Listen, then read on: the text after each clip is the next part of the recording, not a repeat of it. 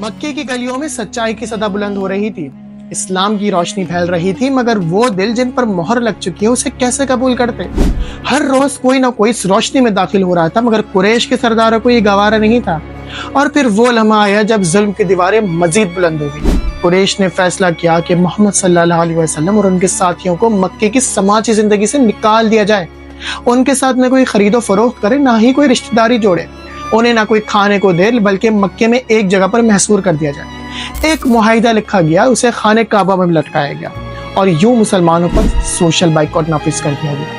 یہ ظلم کا ایک نیا باب تھا۔ رشتہ دار دشمن بن گئے، دوست پتھر دل ہو گئے۔ نبی صلی اللہ علیہ وسلم اور آپ کے ساتھی اور آپ کے خاندان کے کچھ افراد سب کو مکے کے ایک تنگ علاقے جسے شعب بن ابی طالب کہا جاتا ہے وہاں پر محصور کر دیا گیا۔ وہاں نہ کوئی کھانے کو کچھ تھا، نہ پینے کو۔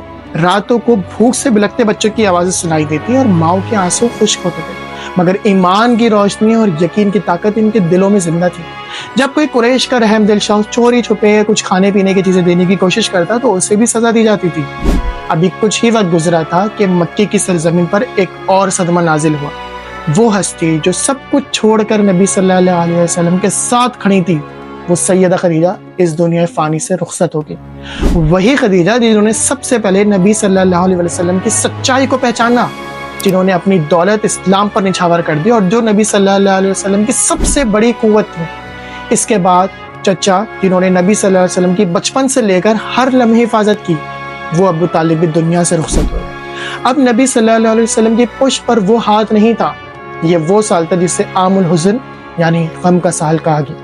یہ وقت آسان نہیں تھا۔ 3 سال گزر گئے، 3 سال کی سختی، 3 سال کی بھوک اور 3 سال کی آزمائش، مگر پھر وہ دن آئے جب اللہ نے اپنی قدرت دکھائی۔